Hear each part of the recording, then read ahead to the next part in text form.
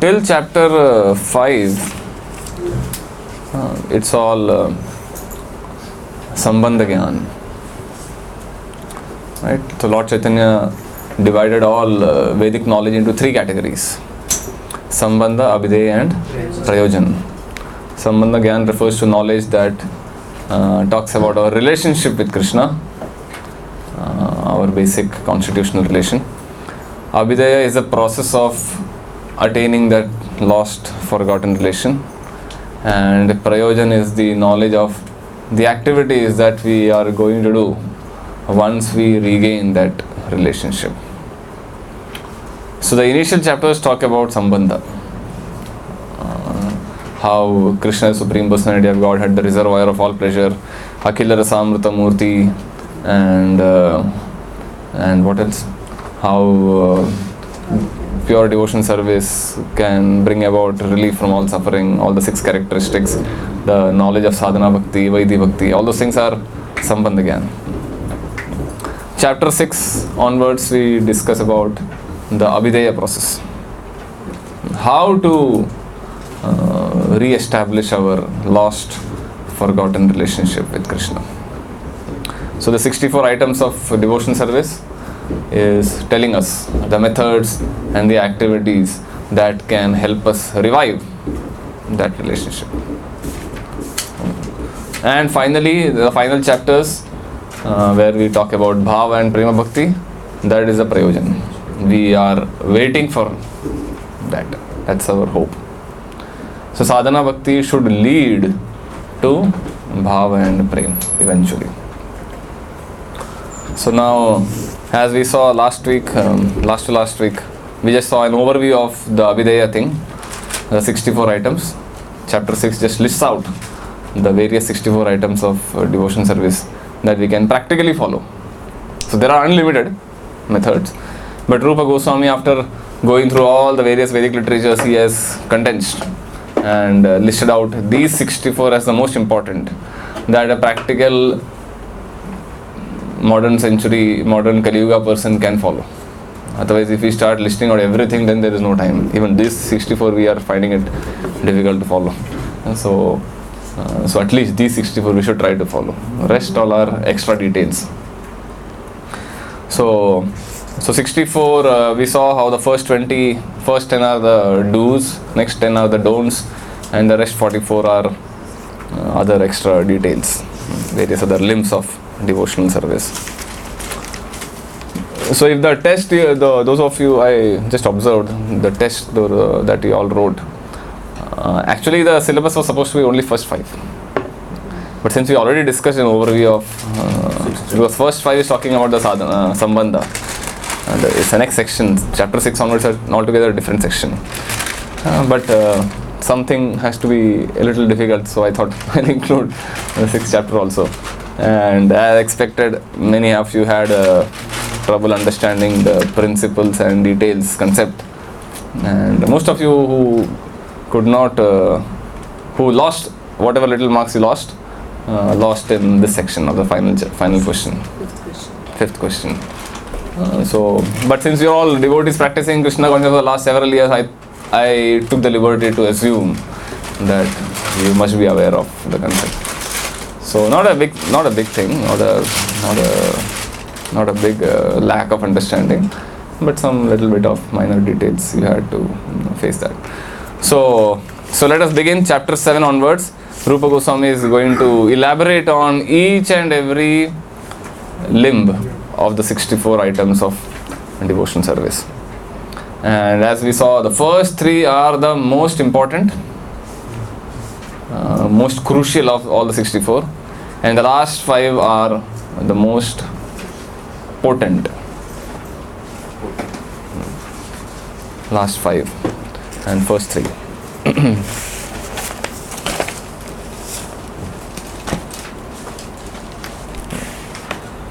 So let us begin. First 3 talk about all three of them are discussing about the relationship with the spiritual master. The need for initiation, accepting and following the instructions. Okay, so let us follow our regular pattern, reading and discussing. Who wants to read? Yes, Ashish. Accepting the shelter of a bona fide spiritual master. In the 11th canto of Srimad Bhagavatam, 3rd chapter, verse 21, Prabhupada tells Maharaj Nini. Prabhupada. Prabhupada tell Maharaj Nini, my dear king, please know for certain that in the material world there is no happiness. It is simply a mistake to think that there is happiness here, because this place is full of nothing but miserable condition. Any person who seriously desires achieving real happiness must seek out a bona fide spiritual master, take shelter of him by initiation. The qualification of a spiritual master is that he must have realized the conclusion of the scriptures by deliberation and arguments, and thus be able to convince others of this conclusion. Such great personalities who have taken shelter of the Supreme Godhead, leaving aside all material considerations, are to be understood as a bona fide spiritual master. Everyone should try to find such a bona fide spiritual master in order to fulfill his mission of life, which is to transfer himself to the plane of spiritual bliss. Should I continue? Yeah. The purport is that one should not accept as a spiritual master someone who is a fool number one, who has no direction according to scriptural instruction, whose character is doubtful, who does not follow the principles of devotional service, or who has not conquered the influence of 6 sense-gratifying agents. The 6 agents of sense gratification are the tongue, the genitals, the belly, anger, the mind, and words. Anyone who has practiced controlling these 6 is permitted to make disciples all over the world. To accept such a spiritual master is a crucial point for advancement in spiritual life. One who is fortunate enough to come under the shelter of a bona fide spiritual master is sure to traverse the path of spiritual salvation without any doubt. So here we are seeing who is qualified to become a spiritual master. So Nectar of Instruction, first verse, details on the qualifications of a spiritual master. Right? Vacho Vegam, Manasa Krodha Vegam, Jivva Vegam, Udaro Pastha Vegam. Etan Vegan Yo, Vishaheta Dhira, Sarvam Apima, Prithivim Sashishyado. So everything is well defined. That's one beauty of our Krishna consciousness. Who is a spiritual master? Who can be a disciple? Who is the Supreme Personality of Godhead? Everything is clearly defined. That's one characteristic of a bona fide science. Everything has clear-cut definitions. Even bhakti process is clearly defined. Anya Vilashita Shunyam. And so who is a spiritual master? Anyone who has controlled these 6 urges. The word used is Vega. Vega is something like someone pushing you and you are resisting the force. So normally when we stand or sit, no one is pushing us. But when someone starts pushing us, and then we lose our balance and we feel uncomfortable. Right? So every conditioned soul in this world is subjected to one of these Vegas. Always is in an unstable condition. Vacho Vegam, the urge to speak. This is a powerful urge. Today, Prabhu was telling in the class, everyone wants to give a class. Everyone likes to talk. And as soon as some topic is raised, everyone begins his opinion. So if you start talking, say, yesterday I had gone to Delhi and I saw, I saw this incident. Then the person who is listening, his mind starts working. I went there and then I also saw a similar incident. Instead of finishing for that person to speak, allowing that person to finish what he's speaking, our mind starts running and we get ideas of, I had this experience. Any good or bad. If something bad happens, you don't know what happened the other day when I was there. Something more terrific happened. This is nothing. So this tendency to express our thoughts and opinions is an urge, is a vegam. And a conditioned soul is subjected to that force repeatedly, continuously. And it's very, very difficult to control that urge. To keep our mouth shut when we are supposed to keep it shut. It's easier to speak. To speak the right word at the right time is difficult, but to shut our mouth at the right moment is more difficult. And most problems arise because of not keeping our mouth shut at the right time. Most relationship problems, any conflict on an individual level, family level, social level, or on an international level. Everything happens because of, many times it happens out of not following this basic etiquette. So urge, Vegam is a powerful, Vacho Vegam is a powerful urge.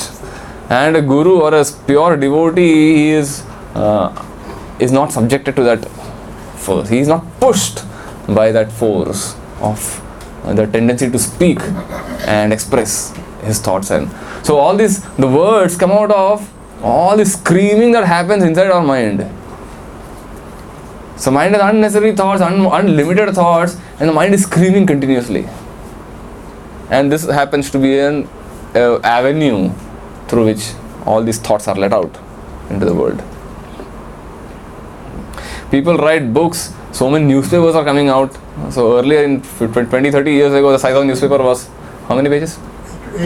8 to 10 pages.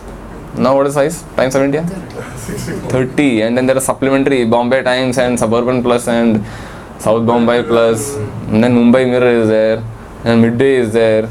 Unlimited number of newspapers. All Vacho Vegam expressed. Unlimited thoughts. Somewhere I need to express it. And if print media is not available, then you have the internet, where all the kachara is dumped. Everyone wants to open his own blog, own website, own Facebook account, where you keep dumping all these Vegas. So as pure devotee, a spiritual master is unaffected by that urge. So we have to look out for that person who is not affected by such an urge. That person is qualified to become a spiritual master. So it's a very important quality of a guru. He is not affected by this urge. And what are the other 6 urges? Other 5? The urge of Vacho Vegam, Manasa Krodha Vegam. The urge of mind and anger. It's slightly different. Mind always running here and there, and having unlimited thoughts, unable to analyze the situation, unable to analyze the problem in hand. Anger, unnecessarily chastising someone, over punishment, over criticism. These are all symptoms of a conditioned soul. Overreacting to a situation. So as a guru is supposed to punish or chastise a disciple. But if the chastisement is overly done, then that is a symptom of a conditioned soul. And not that the guru flatters the disciple. Just because the disciple is giving a lot of donations or doing some contributions, you can just flatter the disciple. That is also... so all these mental urges have to be controlled. Jivva Vegam, urge to eat. This is another force, we all know.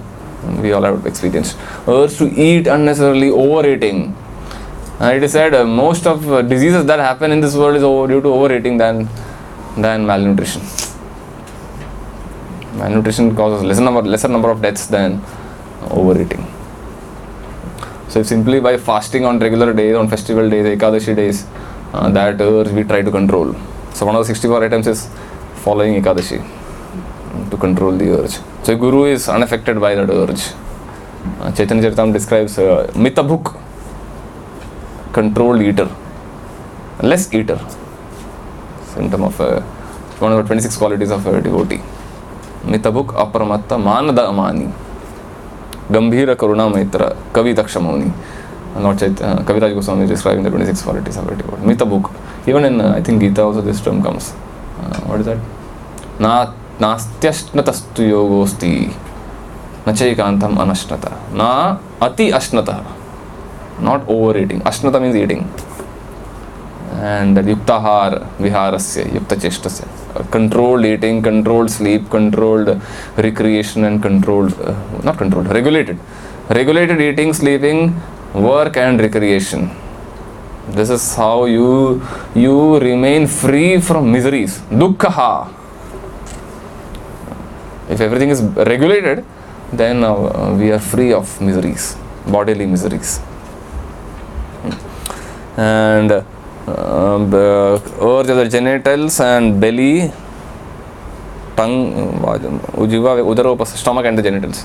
All these 6 surges, when it is controlled, all these Vegas, when it is controlled, or when it is unaffected, then such a person is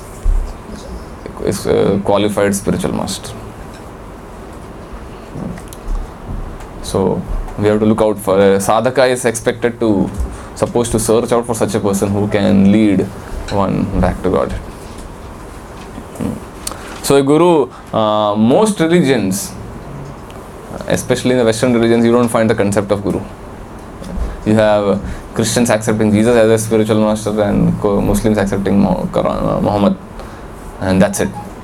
And because we don't have ideal persons, pure devotees who can act as role models, therefore people lose faith in the concept of a guru. Because such people are not available. Where will you find a person who has controlled all these 6 surges? So rare, so difficult. It's almost impossible. And if someone claims to be a guru or a spiritual teacher, and when he's seen breaking any of these urges, any of these principles, then people, the followers, lose trust and faith in that person. Then what is the next solution? Reject guru. Why need a guru? I have direct connection with God, direct connection with Krishna. And this has affected even ISKCON, because Prabhupada has been accepted as an ideal guru, and Prabhupada disciples many times who were appointed as guru after Prabhupada's disappearance, when they were seen to be falling in the principles, and many of their followers lost their faith. And then the Ritvik system started. Ultimately, Prabhupada is the only guru who is qualified to accept disciples. So there are people where when they give initiation, they say, on behalf of Prabhupada, we give you initiation, your guru is Prabhupada. Prabhupada is your spiritual master. You are his disciple. That's happened. There is a system still active, Ritvik system. It's a deviation. And it's quite active. They are very blasphemous of the current gurus. So yes, some people have fallen, but the system you can't reject. System has to. If your guru is not falling, then search out for someone who is qualified guru.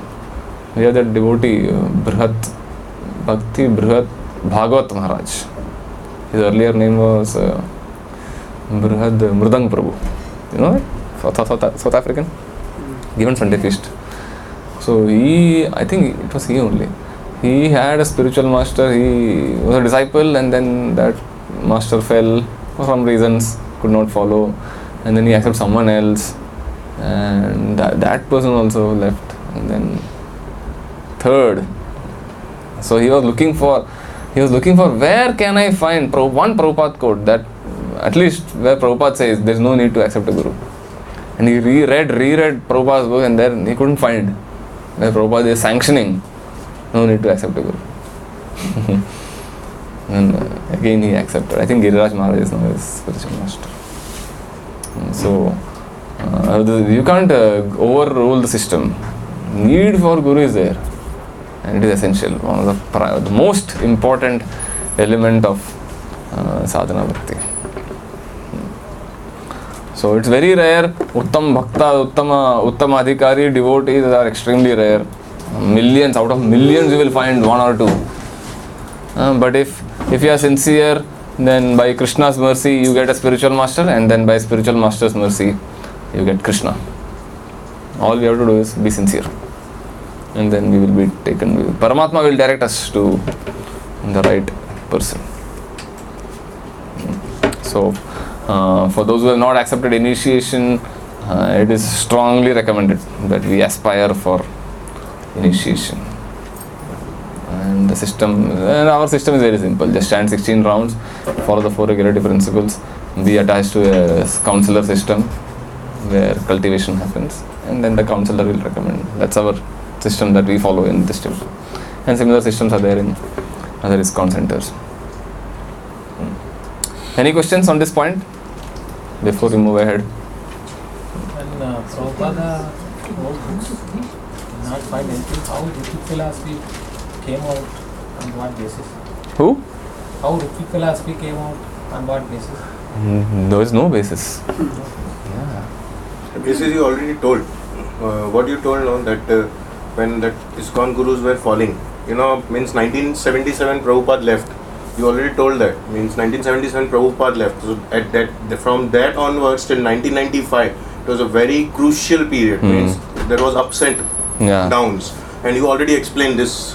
What right now only you explained that he accepted that guru, he fall down. Then another guru, then he fell down. So he was confused. And there was one more case which happened that one devotee wanted to take initiation and he went. The guru was not there only. Okay. Then he went. Okay, next guru. Then that guru also not there. So now he told there are 10. Okay, and Lord will guide me which to accept. Okay. So what happened at that particular time? The Ritwik philosophy that time only it came. How? That they were not ready to accept. Okay. So ultimately gurus were falling. So ultimately conclusion came. So that one Brahman will do some havan. Okay. That will be done, and Prabhupada will be our guru. And how it is explained that how we can means the against refutation, how we can refute the Ritwik philosophy, that if there is no living personality, okay, so that cannot be, you cannot accept that there is no living personality and that is guru. So therefore Prabhupada only have recommended that all my disciples will be future gurus. Okay, that Prabhupada only told. So Ritwik philosophy only explained. Yeah. So they have some argument, they have some letters of Prabhupada where Prabhupada says these are going to act as spiritual masters on my behalf. Some letter they take out here from here and there. So you see, you can prove any philosophy by extracting any passage from any section.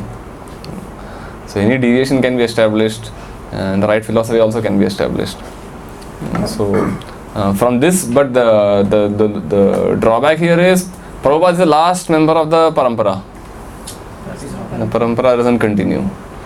So now then if someone finds fault with Prabhupada, then whom will you accept? Okay, and I am the disciple of Bhaktisiddhanta. If you find fault with him, then I want direct discipleship of the 6 Goswamis or the Lord Chaitanya or direct Krishna himself. There's an end. There's no end to it. You can find fault with even Krishna also, then what? Krishna also. Then whom will you accept as Guru?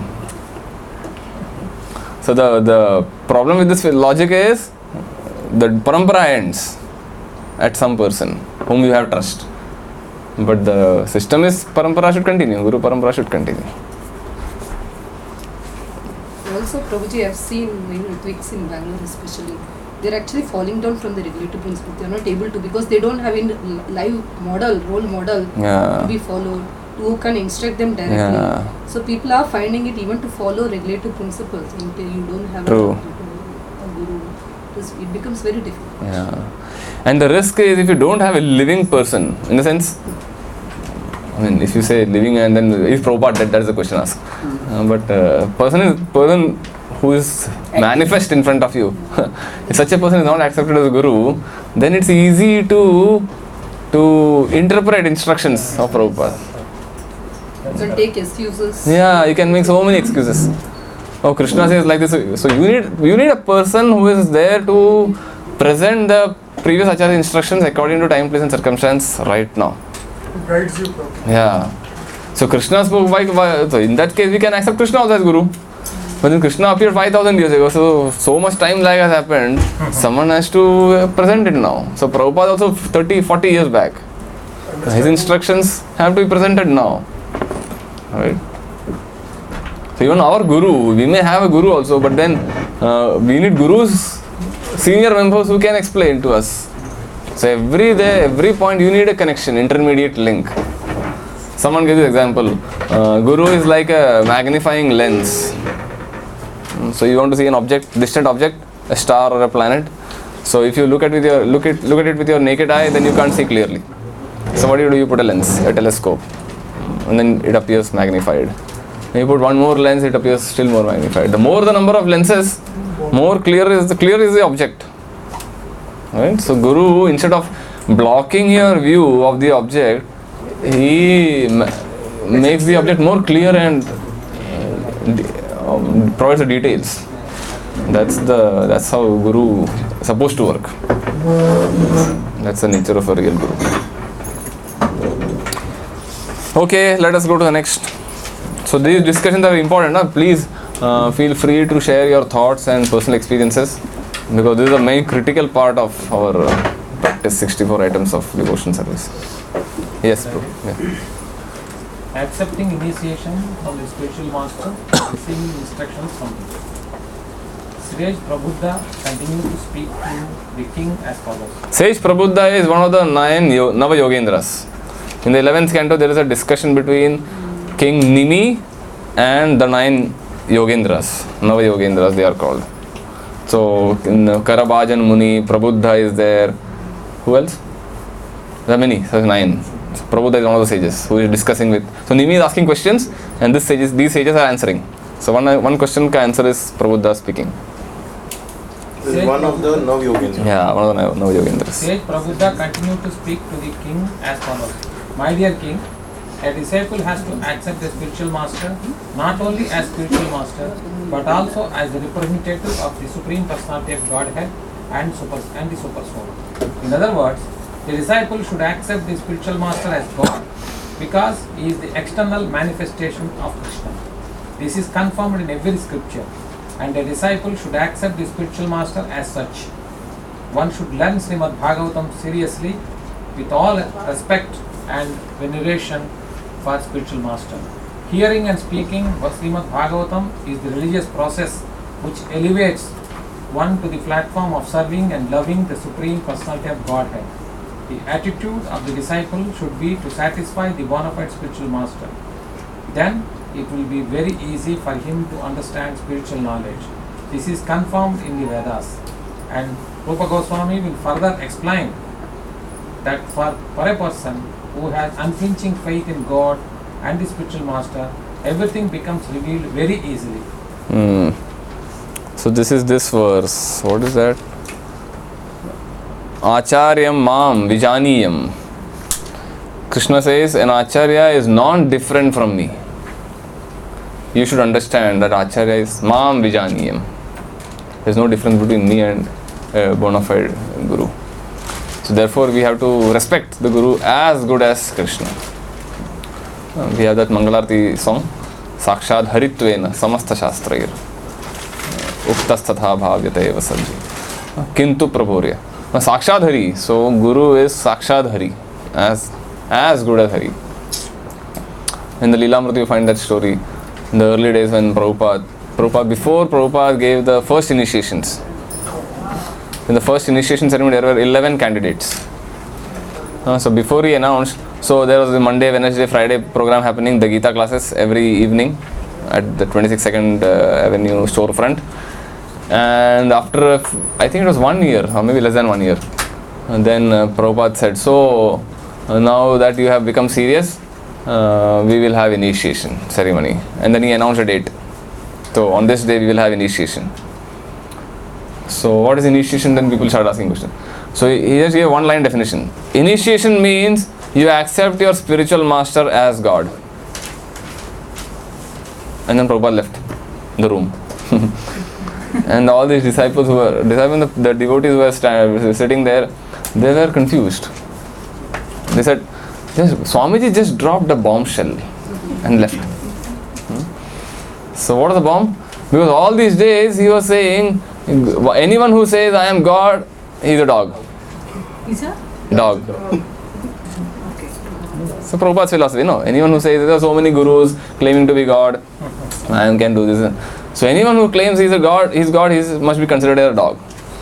And here Prabhupada is saying on initiation, you must accept Guru as God. So they couldn't reconcile. What's Prabhupada trying to say? So they thought, okay, let us discuss with Keith. Keith happened to be Kirtanananda Swami later. So Keith was not there at that time when Swamiji dropped his bombshell. He was in the hospital. He was admitted out of sickness. So they all went to Keith and informed him. So this is what happened. He's going to hold some initiation, he said. So what do you think about this? Keith happened to be a little sage kind of person, more wise and elderly. So Keith said, so what's the problem? You're already doing whatever he's telling you to do, accepting and following everything he's telling you to do. So what's the big difference that's going to happen? But still, he said, Swamiji said like this, everyone should worship him as God. So then why don't you go and ask Swamiji himself? So yeah, that's a good idea. And then they all went to Swamiji, and Prabhupada, he went into their room, and they told Prabhupada, so what exactly do you mean by this statement? So Prabhupada gave a nice explanation. He said, Guru deserves as much respect as you give to God. And that doesn't make him God. But he's as good as God because he can deliver God to the sincere disciple. That's answered all their questions. Guru can deliver God to the sincere disciple. And so Prabhupada used to make this statement. If you're sincere, then by the mercy of Krishna, you get a Guru. And by Guru's mercy, you get Krishna. So both work hand in hand in cooperation. So as Krishna, as Paramatma is the one who checks out our sincerity. What exactly do we want? We want material things, we want some other cheap things. If what is your desire, accordingly you will be led to a person who can fulfill your desire. But if you are looking for serious spiritual solutions, then the Paramatma will direct us to a person who is a bona fide Guru, a spiritual master.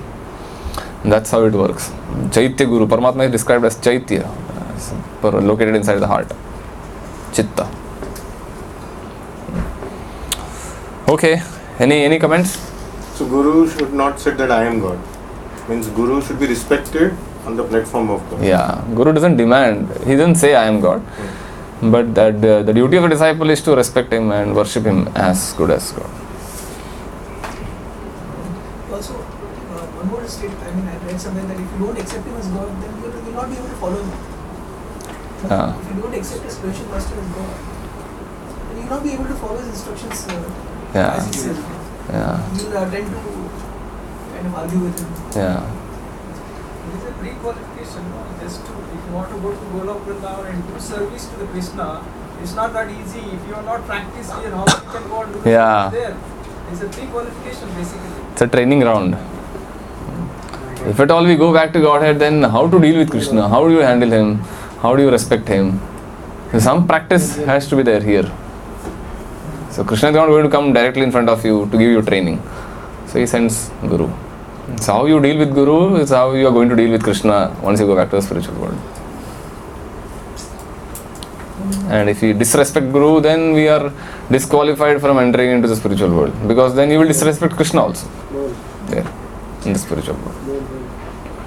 So I'll read next. Yeah. Serving the spiritual master with faith and confidence.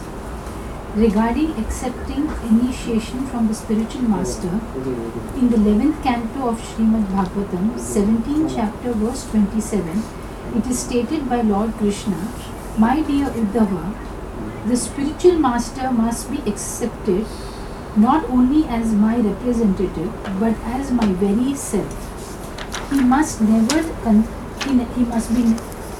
never be considered on the same level with an ordinary human being.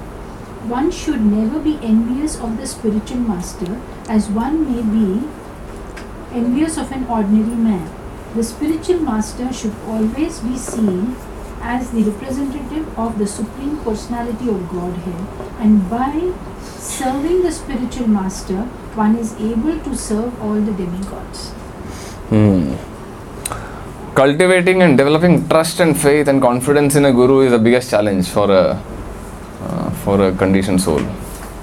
And because like us, a Guru also, a spiritual master also does the daily activities, getting up early in the morning, taking a bath, dressing up, and doing the basic duties that everyone does.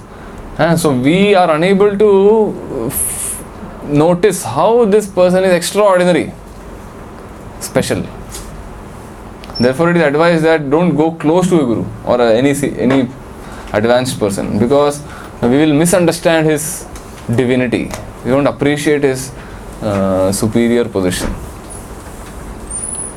And so ordinary activities we should be really away, not exactly go close. Should be very careful. Otherwise the disrespect naturally, familiarity breeds contempt, they say. So therefore, hearing from the Guru is the best way to understand what he wants and what his mood is, what his behavior is.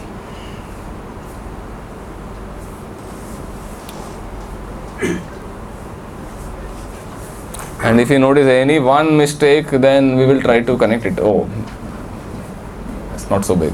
What is so special about him? So many disciples even of Prabhupada left the movement because they found some apparent contradictions and mistakes in Prabhupada's personality. Like one argument given is, does Guru know everything? So if you say Guru knows everything, because Krishna knows everything and Guru is not different from Krishna, so how many windows are there on the Empire State Building? This is one question I think Prabhupada was asked. Because he knows everything. So these kind of stupid questions are not expected to be answered by a Guru. Because whatever you need to go back to Godhead, that much Guru can answer. Not every stupid detail of the material world. So why does, if Prabhupada is perfect, this is one argument that Ritviks pose. If Prabhupada is perfect, why do you need to edit his books? Because everything that Prabhupada says is perfect. Editing is done to remove imperfections. Right? So Jayadvaita Maharaj was asked it because Jayadvaita Maharaj was the main editor of all of Prabhupada's books. So Prabhupada would use a dictaphone, dictate the purports, and there were devotees who would transcribe the purports, and then they would check for grammar and style and punctuations, all those things, and then they would edit, and finally the book would be published. So whatever we read, Prabhupada's books, it is quite different from the original speech Prabhupada gave. A lot of editing has been done, but without compromising on the main point. So the Ritviks poses argument, if Prabhupada is perfect, why do you need to edit the books? So Jayadvaita Maharaj answered, because Prabhupada is perfect, he kept an editor to edit the books. Because Prabhupada is Perfect. He kept an editor to edit the books. So this becomes more perfect. Yeah. And it was Prabhupada's statement. Do it nicely. There was this one in the early days. Hayagri Prabhu was Prabhupada's editor. And Prabhupada is writing here all these manuscripts written down, handwritten. And there was this one line where Prabhupada says, Shri Shri Radha Krishna. So first Shri appears at the end of a line. Next Shri appears at the beginning of the next line. So Shri Shri Radha Krishna. And then the sentence continues. So Hayagri Prabhu thought probably the word Shri is repeated. And he deleted the Shri, one Shri. And Prabhupada saw the correction and said, when it comes to your language, you do whatever you want. When it comes to my language, don't touch. So Sanskrit, deleting Sanskrit and other philosophical concepts, don't touch. English you can edit. That's your language. So Shri Shri is not a mistake. It's it's respect. I don't know what exactly. Why? Even I don't know now. Why? Here also there is Sri Sri Radha Gopala and Krishna. So why not Sri Radha and Sri Krishna? So there's no, I mean, it's there. We just accept that whatever Prabhupada has given. So this is one thing. So editor's job is to all look at these small little mistakes and make sure it is presented nicely. So one instance was Prabhupada is saying, "Oh the king," and that sentence continues. So Hayagri Prabhu thought, "Oh the king," you say when some terrible thing has happened, some tragedy has happened. Oh, something bad has happened. But what Prabhupada was trying to say is, "Oh king, please follow this," something like that. So that correction he made. And then Prabhupada understood, oh, this is a mistake. And he said, yeah, good. Continue like this. And then he gave the whole charge of editing all the manuscripts. So Prabhupada's direct instruction is there on correcting his books, all spelling mistakes and all those details, grammar and style. But these people who feel these people have done too much editing, and then they start questioning, all these original books have been contaminated because of too many editings, too many corrections, and the original purity of Prabhupada's books is lost. So we want the original edition of the Gita and the Bhagavatam. And these people don't accept the 11th, 12th cantos that were translated by Prabhupada's disciples.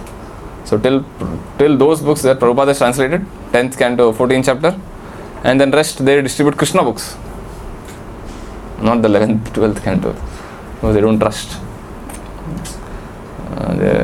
these people. So these kind of issues have arisen in our movement, unfortunately. Anyway, so Guru doesn't make mistake, definitely, especially when it comes to taking us back to Godhead.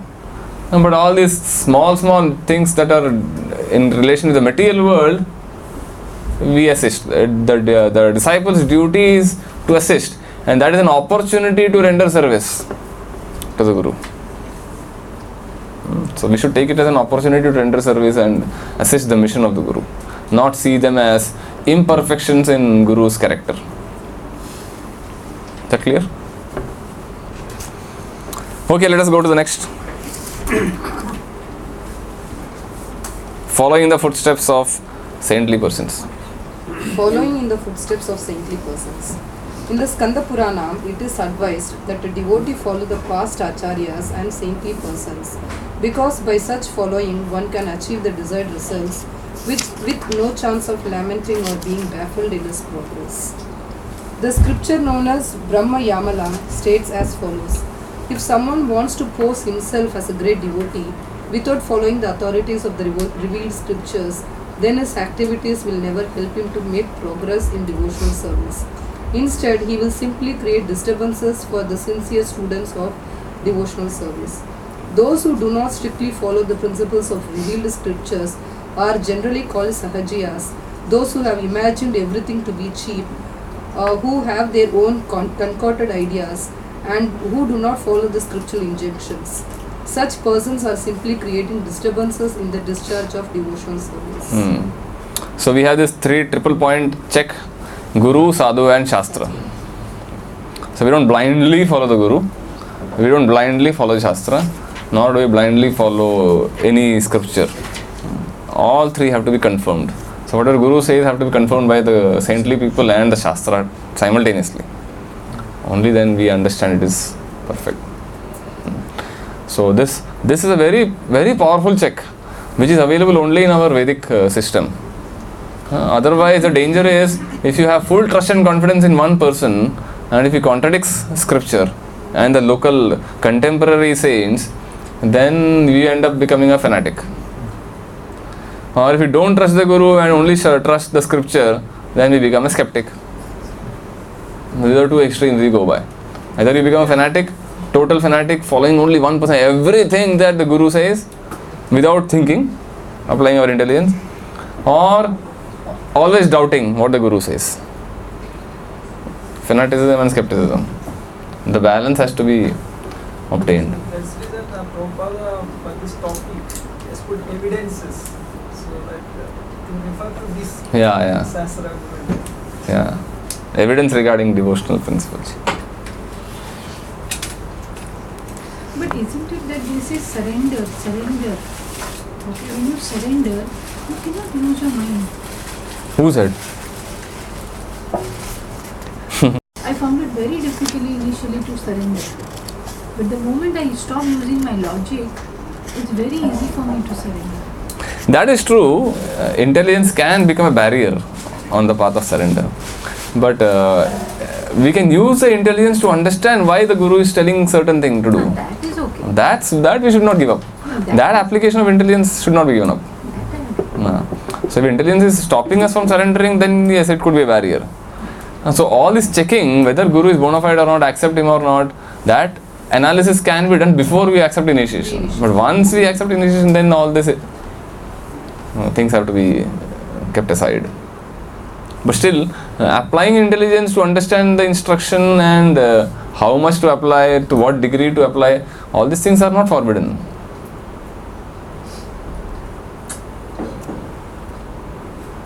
But you may not at that moment sense why he's saying. Yeah, immediately you may not correct. Immediately you may not understand. Sense sometimes, and then if you try to use your mind, you may not you're not able to listen to what he's trying to tell. True. So where to apply, how much to apply, that varies from person, situation to situation. That is faith. Faith and confidence. But that is the way Krishna says, no, whenever you are learning things, so you have to be in submissive mode to get from the knowledge from the Lord, Yeah. Lord and Guru. True. Tad vidhi pranipatena. Pariprashna is there in that. Pariprashna means inquire. Inquiring submissively. Inquiring submissively. It's not that blindly following. So Guru tells inquiring is not a symptom of lack of surrender. Inquiring and getting the details, and that's not a symptom of having no surrender. Actually, Prabhu, you mentioned something that hearing submissively from spiritual master is an art actually. Somewhere he is mentioned in this. Acha. You have to learn it actually, because it's actually apparently contradiction. If you inquire, sometimes it can be like sensed as doubting, and if you don't inquire, it can be thought as blind following. So there has to be balance between it. Yeah. It's like an art. Yeah. Attention to detail is a sign of Comes love. on the Attention to sign of Love. love. Sorry? Attention to detail is a sign of love. So the Attention to deity. details. So how you inquire, that's important. The mood tells us whether it is submissive or a challenging spirit. So skeptics argue when they ask questions, that's in a challenging spirit. When a devotee asks, it is usually supposed to be submissive and humble. Now that question once someone asked in the temple hall, Bhagavatam class. So it was a Garuda pastime, and I think Kaliya or Saubhari Muni pastime happening. And one devotee asked, so Garuda is supposed to be a devotee of Krishna, carrier of Krishna, Vishnu. And how does he eat fish? How can he eat fish? Why doesn't he follow the 4 regulative principles? So Maharaj said, it is none of your business what Garuda eats. And because of asking this question, you have offended Garuda. Go and beg forgiveness to Garuda deity there. In the middle of the class, he made him go and beg forgiveness. And he did that in front of everyone. But so easily they can say it's none of your business without offending the person really. Yeah, when we say it. Yeah, when I say it, I really mean it. Our Rajogun, our anger, Krodha Vegam comes out. There are so many questions like that. Yeah. Raju would politely say Hare Krishna. My answer to the question is Hare Krishna, yes. Yeah. One devotee, recently it happened in somewhere in America. I heard a audio where Maharaj gave a talk on how we should be relevant to the audience. Because preaching is not happening much, at least doesn't appear we are not getting much results. So because he said we are not able to connect to the people, the audience. And the whole class was on making our talks and points relevant to the audience. Because the world is open. There are yoga people, there are Buddhists and others. They are getting millions of followers, and we have the best philosophy. We are not getting people. So because we are not relevant. And he said, even the basic philosophy of I am not the body, I am a spirit soul is a revolutionary concept. And if you present it in the right manner, people will find a big solution to their problems. Even this concept of not the body, spirit soul. And everything happened. Then one devotee in the audience, he said, so let me play the devil's advocate. He said, I will ask a question based on the devil's arguments. And he said, so what about compromising our philosophy? And Buddhists, if you want to attract other people, then we have to compromise. We start cooking classes and yoga classes and other things. Isn't that a compromise of our philosophy? What about boiling the milk? Prabhupada said, boiling the milk means you already have so many devotees, you nourish them, nurture them, and make them strong instead of only going out to get new people. Boil the milk, because condense it. I say, yeah, boiling the milk is a good concept, but where is the milk? There is no milk. What will you boil? So, and then so, and he said it nicely. The other person didn't feel offended, you know. So that is an art, answering question and with the right attitude and without offending the person. Anything, chastising can be an offensive. Because our ego is getting hurt, then we release the ego and chastise someone. Flattering also. Parents especially have this challenge of while raising kids, chastising exact amount of chastisement and exact amount of reward.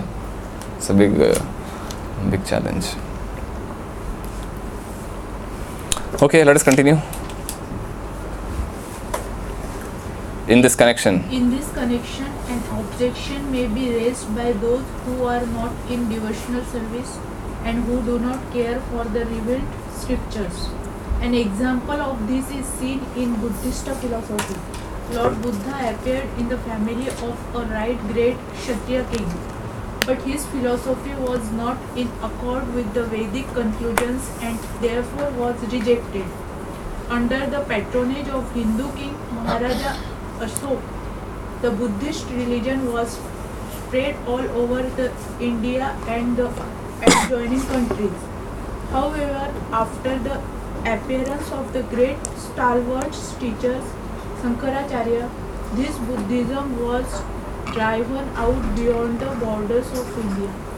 So Prabhu is talking about this to show how Buddhism was flourished in India at one point of time, was rejected, and again Vedic authority was established by Shankaracharya and other acharyas, and we have saintly people to follow. So Buddhism is considered one of the deviant philosophies. Although Lord Buddha is an incarnation of Krishna, Buddhism, we don't follow Buddhism. We don't quote Buddhist scriptures to prove our philosophy. Even Dattatreya, from that point of view, is not an accepted theory. The Lord is there, a bona fide incarnation. I think Samudra Manthan, it came out? Dattatreya? No, our Anasuya, Anasuya. Yeah. So, even that philosophy we don't study and follow. What is the purpose of that incarnation? Like Buddha has a purpose. Yeah, I don't know. She prayed that the three gods come. Yeah, the three children came, Brahma, Vishnu, Mahesh, and to please Anasuya, that form was taken, combined form of Brahma, Vishnu. Brahma was Shiva is Durvasa Muni, and Brahma is Angira Muni,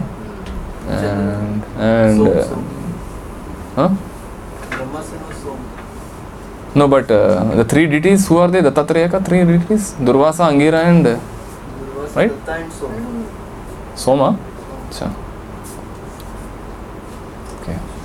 In this para, it is written that even Ashoka, Maharaj Ashoka, so that means that Chanakya Pandit's that Ashoka? Same time? I don't think. Chandragupta Maurya. Chandragupta Maurya tha. So the Ashoka king was who then? Ashoka king is a king who fought the battle of Kalinga. After the battle of Kalinga, so much bloodshed happened, so many people got killed, and he was affected very much due to the violence. So then the Buddhist philosophy appealed to him a lot, and then he said peace is the only solution, and this philosophy is propagating peace. Hinduism is propagating violence, it appeared, especially Gita and all, encouraging war and violence, so he embraced Buddhism.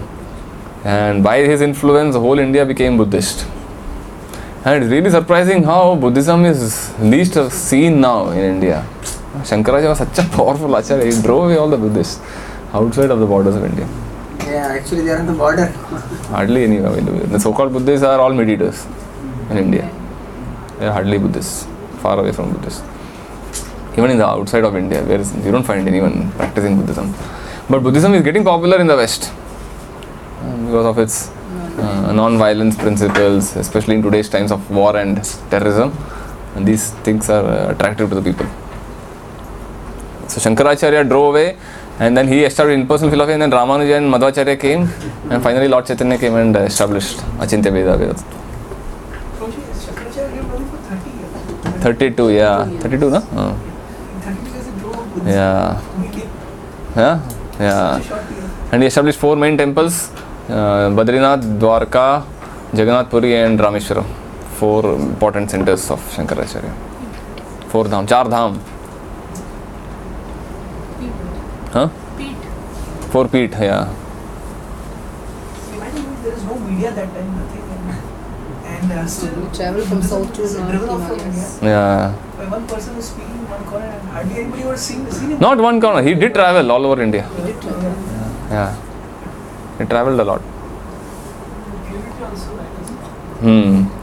And Lord Shiva principle, no? His incarnation of Lord Shiva. Not an ordinary Acharya also in that sense. Yes. The Buddhist or religiosity who do not care for the revealed scripture sometimes say that there are many devotees of the Lord Buddha who shows devotional service to Lord Buddhas and who therefore considered devotees. In answer to this argument, Rupa Goswami says that the followers of Buddhas cannot be accepted as a devotee.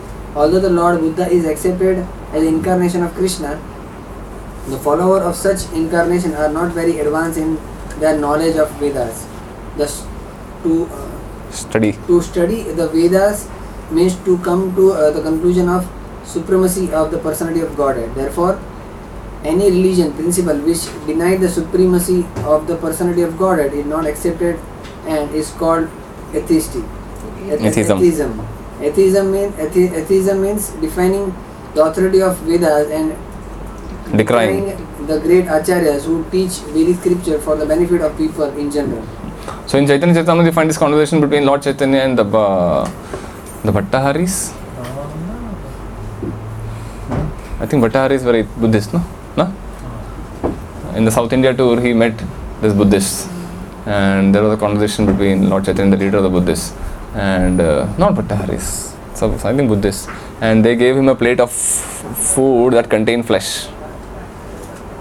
And they offered it to Lord Chaitanya, and when it was offered, some bird came to the top. It took the plate and threw the plate on the leader's head. The plate fell on the leader's head, and the leader fell unconscious. And to revive him, Lord Chaitanya said, "You chant Hare Krishna." And the disciples chanted Hare. And when everyone saw this, they understood Lord Chaitanya is not an ordinary person, and they surrendered to him. So they said, "Now to revive the leader, you chant holy name into his ears." And they chanted Hare Krishna, and then the leader revived. So Prabhupada writes there. So Lord Chaitanya first initiated disciples, and the disciples initiated their guru by chanting on his ear. So that's how. And then there was a conversation of how the philosophy is written with so many problems.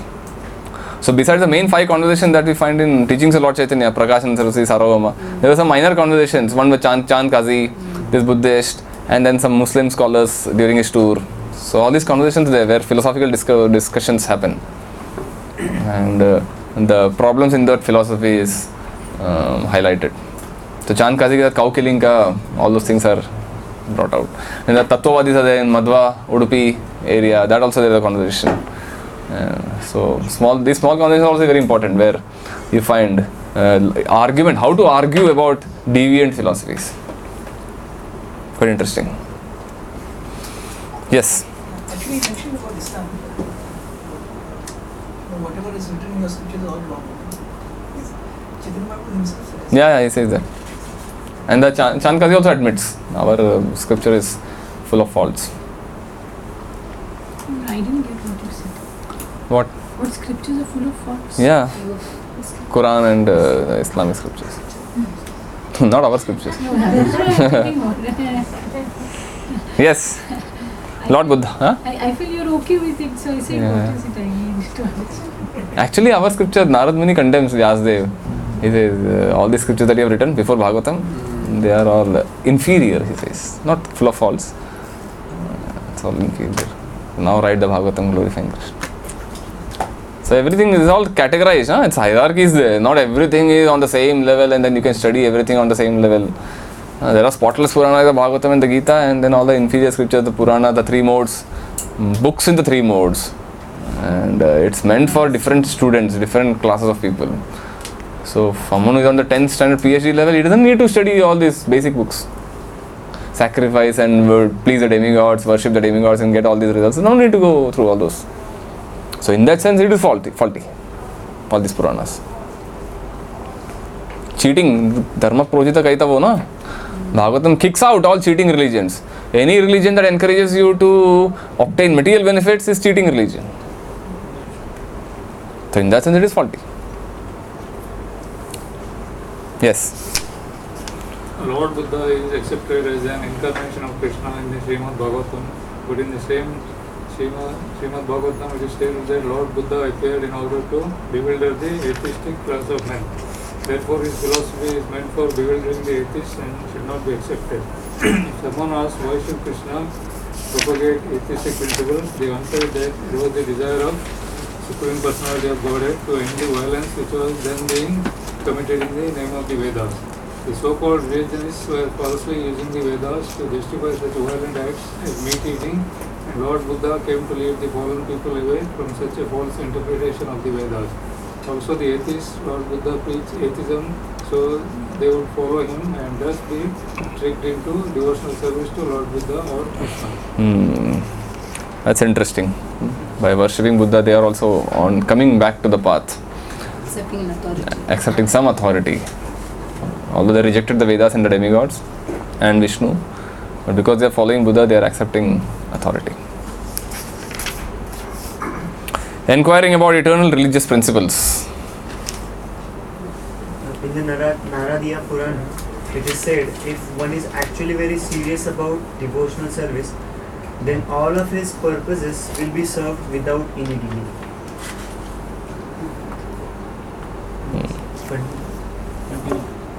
Being prepared to give up everything material for Krishna's satisfaction. In the Padma Purana, it is stated, for one who has given up his material sense enjoyment and has accepted the principles of devotional service, the opulence of Vishnu Loka, the kingdom of God, is awaiting. Giving up material things. So here Dhanudhar Maharaj writes, one way is to simply make note of the questions that arise during our study and contemplation of Shastra, and to put these questions before a senior Vaishnava. This in itself is devotional service. The previous point, inquiring, noting down important points, contemplating upon them, meditating upon them, and then asking questions is in itself devotional service. And the Gita Krishna says, what is that? Adhyeshate cha imam dharmyam samvadamavayo. One who studies this scripture, the conversation between us two, is worshipping me with his intelligence. Ishtasyamiti me mati. Jnana yajnena tena ham ishtasyamiti me mati. Mati se worship kar raha hai mujhe. Someone who studies the Gita. Yes, residing in a sacred place. Residing in a sacred place. In the Mukunda Purana, it is also said that for a person who has lived in Dwarka for 6 months, for 1 month, or even for 1 fortnight, there is awaiting elevation to the Vaikuntha Lokas, and all the prophets of Sarupya Mukti, the privilege of having the same 4-handed bodily features of Narayana. In the Brahma Purana, it is said the transcendental significance of Purushottama Kshetra, which is the 84 square mile field of Lord Jagannatha, can be properly described. Even the demigods from higher planet systems see the inhabitants of this Jagannath Puri as having exactly the same bodily features possessed by one in Vaikuntha. That is, the demigods see the inhabitants of Jagannath Puri as being 4-handed. When there was a meeting of great sages at Naimisharanya, Suta Goswami was reciting Srimad Bhagavatam, and the importance of the Ganges was stated as follows. The waters of the Ganges are always carrying the flavor of tulasi, offered at the lotus feet of Sri Krishna, and as such, the waters of the Ganges are ever flowing, spreading the glories of Lord Krishna. Wherever the waters of the Ganges are flowing, all will be sanctified, both externally and internally. This is one reason why, despite so many invasions and attacks on India, still religion is surviving in this country. If you see the history of the world, wherever invasions have happened, a foreign country invading a local country, everything from culture, the language, everything has been erased. And the new foreign culture is planted and established there. And so all these French-speaking countries, Spanish-speaking countries in the South American continent and all these French and European invaders went and completely destroyed the local culture and traditions and monuments. And now they are French-speaking countries, Spanish-speaking countries, Portuguese and English, of course. English they have been known for doing all this. And then here in Mughals, all these eastern countries. So India is the only country where, despite more than 1,000 years of invasions, still we find the local culture is quite surviving. Languages are surviving. And it's there, quite active. Vedic culture is still practiced, although it's in a diluted form. So it's rarely, it is not heard of anywhere else, despite such a long period of invasions. And the invasions still continuing. In fact, there was a survey done by RSS. They said that number of people increase compared to last year who visiting the temples. That can't be taken as a signal. No. I mean, in the sense, people are still religious. I mean, they believe in God. Yeah. It's not that, just... Yeah. But that doesn't necessarily indicate increase in spiritual life, number of visitors. Increased number of visitors doesn't necessarily indicate religion is increasing. But sir, definitely the younger generations nowadays are much more inclined to the Lord. Really? Yeah, I agree. I have really seen our... They may be open for discussion. Yeah. No, but they go and at least they go down in front of Lord. That itself is a big thing. And then they drink beer at home. You can't exactly. I agree, but at least if someone go and approach them at that point of time and then preach them, at least they are open at that time. And then they can turn up. Yeah, people may be open. If they just reject it and don't go temple. But number of atheists are also increasing. Number of people antagonistic towards religion are increasing. It's basically whomsoever. See, I am into teaching line. Nobody believes in God. I teach most of the people, so I will agree with you. But they have seen certain people, because I teach to so many people. I've seen they don't believe. In fact, their family also not believe. Yeah. In fact, they say, "I got time waste karta, padhai mein time dena." Okay, both are increasing, true. Yeah. So both is the there. trend is now everybody is happy to say I'm not a religionist, I'm a spiritualist. Yeah, that is also today's fashion. I'm spiritual, not religious. So many kind of such kind of movies also has introduced. Yeah. What is the latest one? PK. No, after उसके बाद और एक आया. आगे क्या? अरे हाँ वो बता रहा था मैं something. परेश रावल का ही वो बोल रहे धर्म कुछ धर्म संकट में टेलिंग मी आपने देखा क्या धर्म संकट में आपका भक्ति भक्ति सब भूल जाएंगे आप हाँ अभी धर्म संकट में they were telling me सब भक्ति भक्ति भूल जाएंगे आप not released no it is released they were telling me to watch because they told me कि आप देखेंगे सब भक्ति भक्ति भूल जाएंगे बोला वो बोलता है कि मैं मुस्लिम बनूं कि मैं हिंदू बनूं तो बोला मुस्लिम में ऐसा लगाने का हिंदू में ऐसा लगाने का तो ऐसा सब डायरेक्शन करेंगे तो उससे पता चलता है हिंदू है मुस्लिम this way the people they make fun of it means those who are atheists know this kind of things they get more motivated and they try to convince us okay you follow this path see actually they have done a research this film industry this is if these people are becoming more god conscious then who is going to watch your movie so that's why they are hammering on this point to make full of religion just avoid the religion and enjoy the life watch the TV and make us rich but there's total vacuum within these people vacuum is nothing they're empty not much of substance there are a lot of argument even our ISKCON has presented so that's true on oh my god they said that how many oh my god there's a nice book Chaitanya Charan Prabhu written you saw that Chaitanya Charan I mean simple logic very nice I liked it he said that they says आप क्या कर दो गरीबों लोग खिलाओ तो what kind of portion of profit you have given आप इतना कमाया what portion you given to this poor people true simple points so religion is increasing or not we don't know but we don't have a proper survey conducted how many people are turning their faith survey shared by one of you will always find people changing their faith from theism to atheism but overall as Kali Yuga increases progresses the number of people turning into atheism will In the increase. latest census, the Muslim population has increased from 9 to 11% in India. Hmm. It is not a good number. Yeah. It is It is decreased. What is decreased? Muslim population is decreased. Increased. Increased. By 2050, they are going to be the largest religion in the world. In the world. In the world. 50. I was in We will be there. We may be there. We may be there to witness the horror. Sir, I was show that give consumerism. This is the way consumerism is increasing. All religions will increase. Whether it be Islam, Yeah. it be Christianity, consumerism is only materialism will be the religion. True. I've been to Dubai recently. Somebody was just alerting me. They said there was some temple ceremony was there. I'm not sure it was from ISKCON. Prasad was excess, so they came out just to distribute it. And those people were asked to pack up and go back. Who? There were 6 families and they must have prepared prasad and all.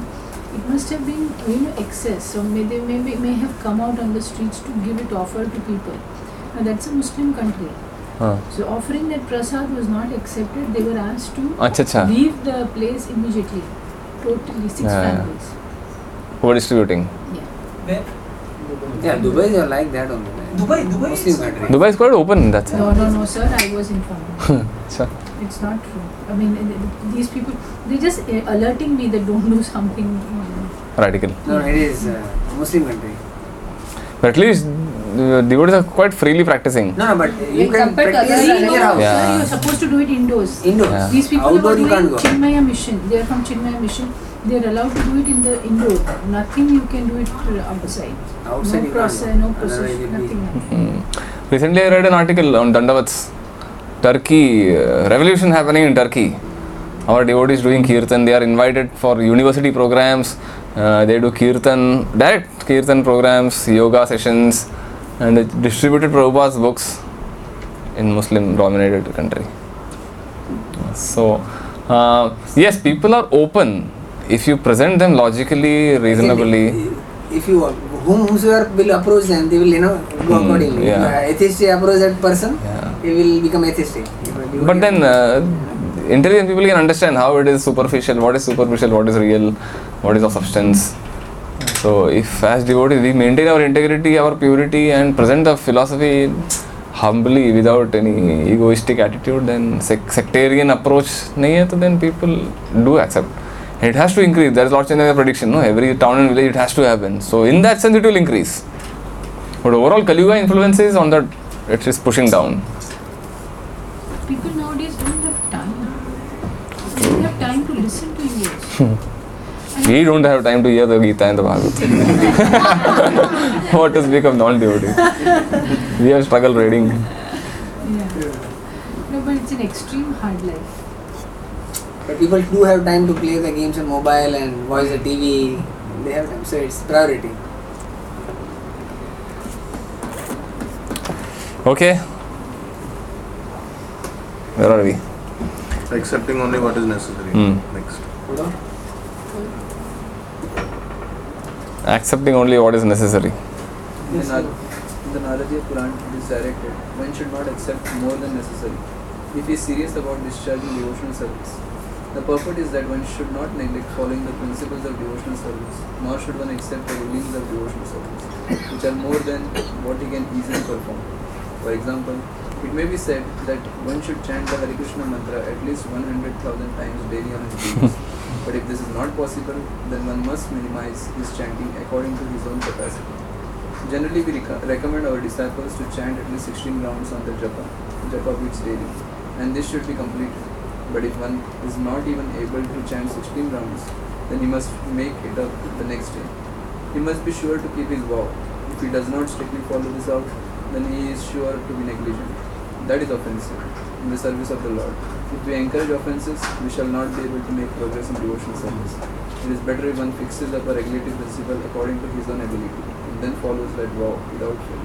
That will make him advance in spiritual life. This was Mukunda Maharaj, Prabhupada disciple. Prabhupada told him, so one should chant at least 64 rounds. And I said, no, 64 is impossible. That will take throughout the whole day will go in chanting Hare Krishna. And then he said, okay, 32. and that was also impossible. Then he said 25, and then he came down to 16. No more going down. There are exceptional cases where Prabhupada said some devotee wanted to send him to Russia or somewhere, north for preaching purpose, and he said no, I can't chant my rounds. So he was giving excuses to not go. So Prabhupada said, why you don't want to go? So he said, I am not able to chant my rounds. He said, no need to chant. I can't follow for regularity. No need to follow the regularity principles. So these exceptional cases are there, which we cannot generalize for everyone. But only in specific cases Prabhupada said though that service is more important than all these personal purification and sadhana. But the general principle is we have to follow minimum 16. Ideally, if you can finish in the morning, that is best. I have this fear of forgetting. If 1 or 2 rounds are left, then there is a fear of forgetting. There is highest chance. Because you feel like it's almost done. You feel like the burden is over. But if 10 rounds are pending in the evening, then you feel, something bada talwar latak raha hai. Then you don't forget. Otherwise, 1 or 2 rounds is a very risky business. Yeah.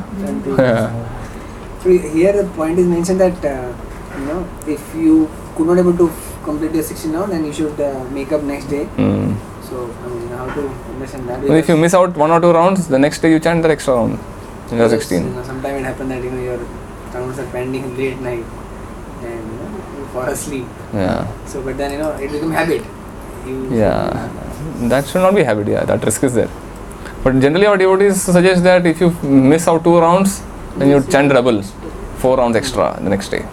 No. So if you're not done 2 today, you have to do 4 tomorrow. Extra. So 16 plus 4. Prabhuji, see here it is given, it is better if one fixes up a regulative principle according to his own ability and then follows that mode without fail. So that's not for initiated devotees. आगे भी लिखा है. No, Prabhupada used to chant 4 in the morning, 4 in the afternoon, 4 in the evening, 4 in the night before he left for America. When he was a grihastha. You know this? No. So before every meal he would chant 4 rounds. But that's the easiest when you do 16 at a stretch, It depends on person to person. Yeah. But that's what his routine earlier. Huh? That was his routine? Yeah. He says that. He was in Grihastha's way.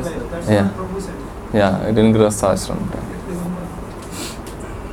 Ideally, it's best completing in the morning. Yeah. Bhaktishastri Thakur, he tells his disciple to chant more round, not 64. 64.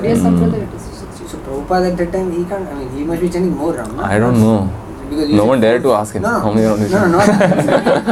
And when he was Grihastha, you were saying, 4 morning, 4 evening, 4, so that becomes 16. Yeah. So how it can be? And probably after he must have become, then he must have increased. We don't know. Because that becomes 16 and Bhaktishastri Thakur used to tell 10 more rounds. So full-time guidance. Could be, yeah. Could be for brahmacharis and sannyasis. 16 full-time there. ऐसा था? And those are in the preaching time for it was 16. They can Yeah. do other activities plus. This is written? It is. I'm not sure. Yeah, Prabhuji, those are there. 4 rounds का है Prabhupada का chanting 4 rounds. That is written. 4. Yeah, I think Lilamrit. Somewhere in the Lilamrit, I think it's there. Lilamrit? Somewhere I have read. Maybe some memories.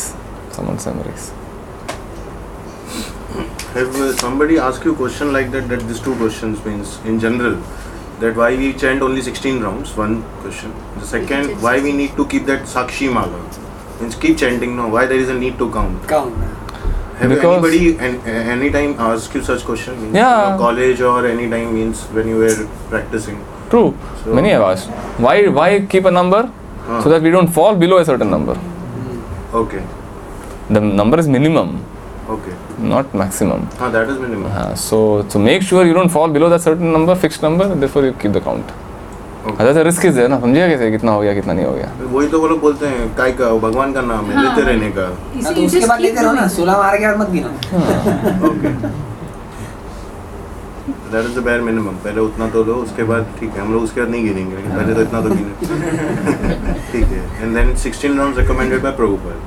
Yeah, why 16? That is because you can give this example. If a doctor tells you दवाई लो, कभी भी तो नहीं लेते हम लोग.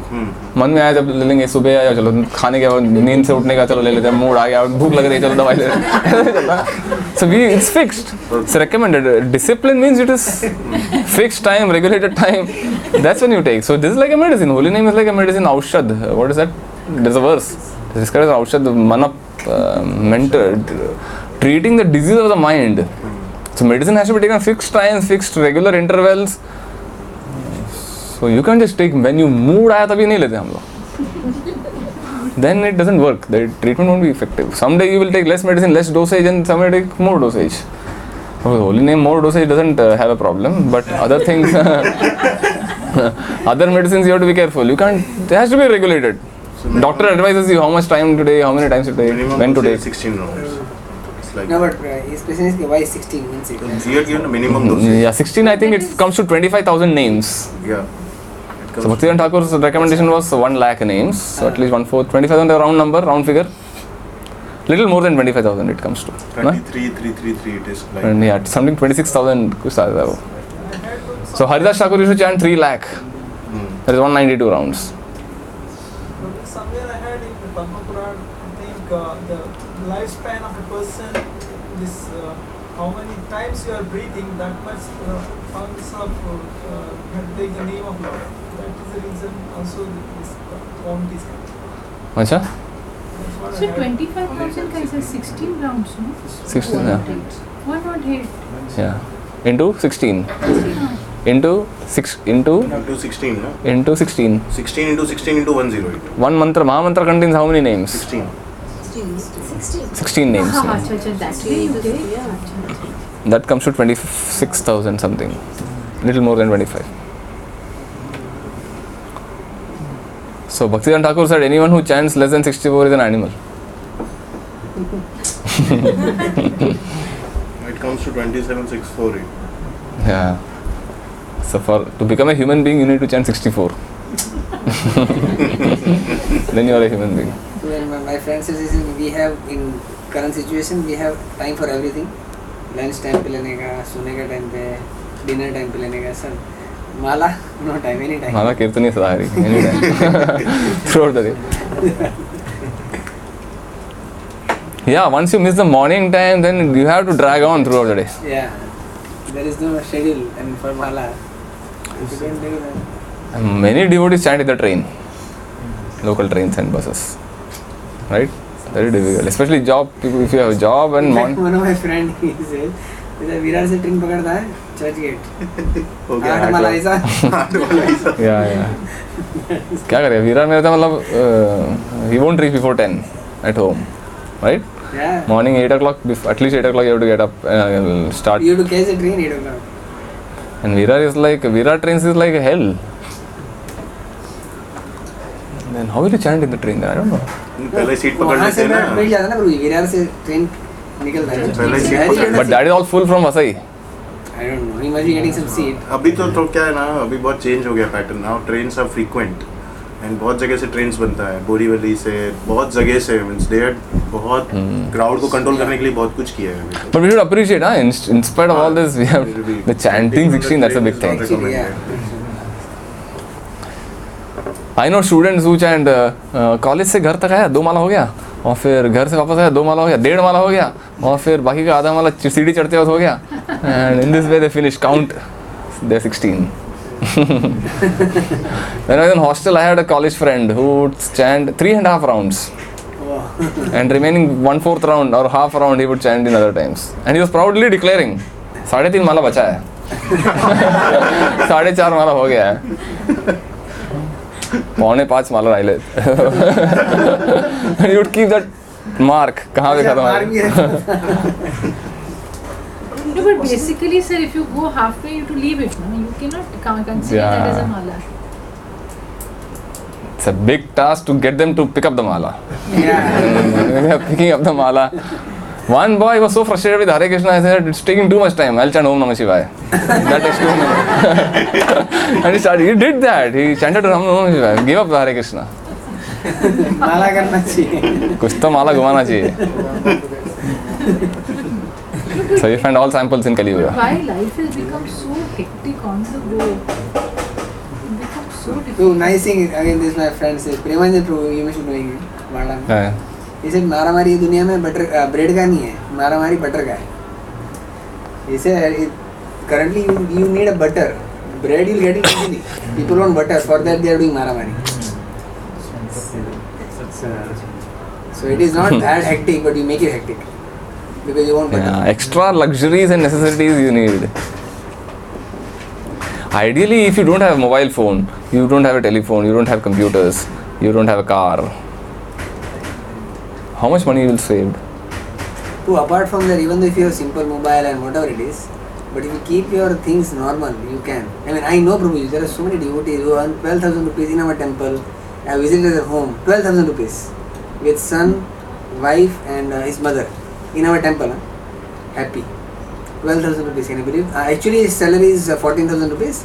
2,000 goes into his EMI, 12,000 he gives to his wife. Out of that 12,000, 2,000 goes to Gopal Garden. So 10,000 he runs the house and he is happy. And here you have 10,000 pocket money for sons. Yeah, and that is also less. That is also less, yeah. Okay, that varies from person to person. Where are we? Observing So fasting on fasting. Ekadasi. In the Brahma Vaivarta Purana, it is said that one who observes the fasting on Ekadasi day is freed from all kinds of reactions to sinful activities and advances in pious life.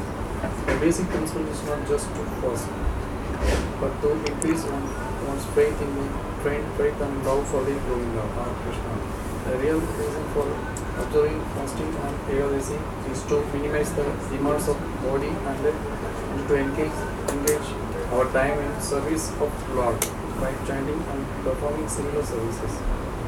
The best thing to do on the fasting days is to remember the pastimes of Govinda and to hear his holy name constantly. Next Ekadashi is Pandav Nirjal. 29. Why Krishna name is mentioned Govinda in Ekadashi? No, in general, you should remember Govinda. Huh? You should remember Govinda. So what are you supposed to remember then? Oh, I didn't चमका नहीं मेरे को. हम लोग को चमकेगा ये सब. In Ekadashi day, you should remember Govinda. Someone made a calculation. If the whole India fasts on Ekadashi days, then hunger can be eliminated completely. Hunger can be Eliminated. So much food will be released if you fast on Ekadashi days or on other fasting days. अभी तो बहुत सारे लोग वो आटा आ गया तो बहुत सारे वो Fasting, yeah. कौन सा? Ekadashi pizza था. आटा बहुत सारा आ गया. पर ये कंट्रोवर्सी हो गया था ना राधिका आटा का. दूसरा आ गया. दूसरा आ गया ना. अच्छा. डिमांड है तो सप्लाई है नहीं. So what is this thing? What आटा इतना आ गया तो क्या? So you can prepare so many variety of items. You don't feel it's a fasting day. No, I mean you can make actually rotis. I mean even I was surprised when I saw first time roti, normal roti, सब्जी सब बनेगा. ऐसा लगता है routine day. वो दिखने में regular रोटी लग रहा था वो. Then उसी का कंट्रोवर्सी हो गया ना. Yeah, उसका. Then but another devotee introduced one more atta which is So you can continue to remain in illusion until the conspiracy breaks up. ऐसे ही होने वाला है वो. One devotee और राधिका वाला Prabhu commented. So we have a desire to gratify our senses. So कोई भी ऐसा option दे रहा then we take it. And then we are happy that we remained in illusion all these days. Actually we are happy. अच्छा वो इतना जल्दी अभी क्यों निकला वो? थोड़ा और टाइम के बाद निकलता तो. Could have continued to remain in illusion. The best thing is to just take fruits. Best thing is to take nothing. Nothing.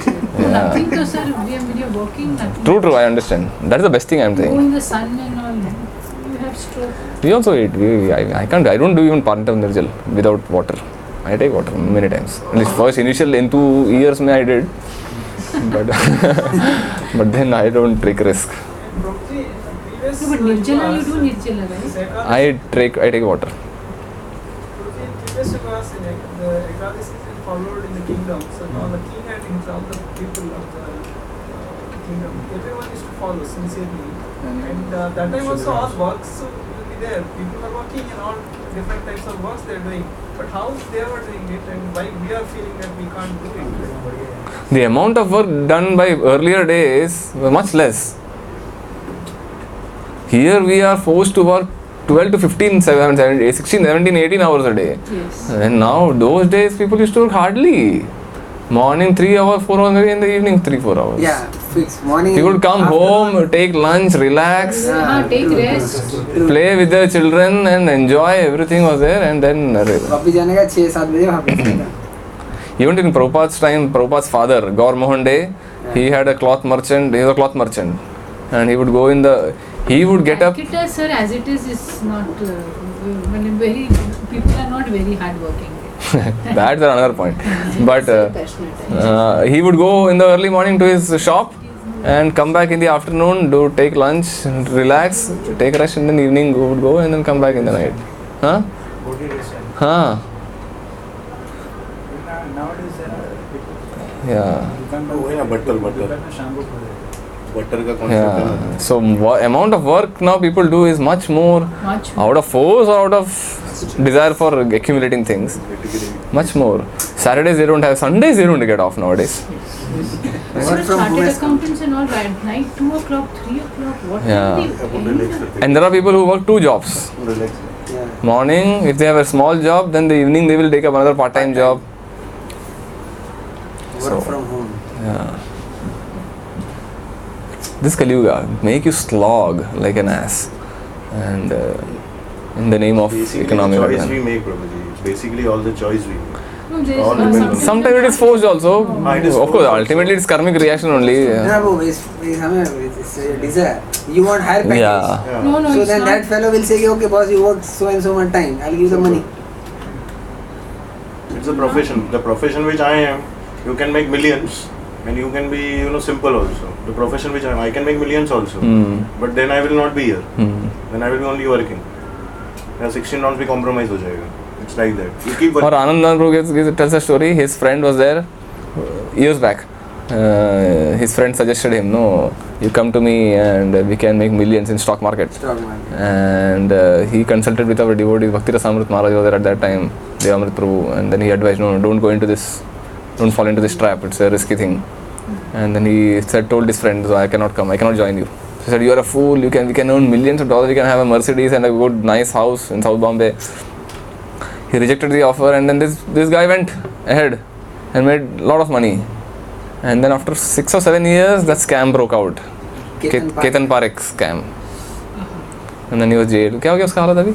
He's in jail. Still. I don't know current position, but immediately he was in jail. Work hard, remain unsatisfied, and then the advertising campaign is there to tell you whatever you have, it is not enough. You need to take more, take more, take more. And the neighbors envy, owners' pride is there. You whenever always feel कि what that person has got is better than what I have. West Bengal Prabhu used to tell this, in ad you see the new shampoo, किसी को पहले वाला क्या था फिर? Yeah, new Surf Excel. Higher version. तो पहले वाला क्या था फिर वो? New Surf, new Rain, everything is new. We are what? Added power. Doctors also nowadays, they work only few hours in this clinic and again another clinic. Yeah. They don't have their own clinic. They will. 2-3 clinics they work. They give timings also. Yeah. Recently I heard the doctors got scandal. Stents. What do you call that? Yeah, stents. Stents in the put in the heart. Yeah. So original price is 25,000. They sell it at 1.5 lakhs. वो bypass surgery वो सब करते हैं ना, उसमें stand लगता है. Yesterday or day first paper also. So who will the money has to come from the patients.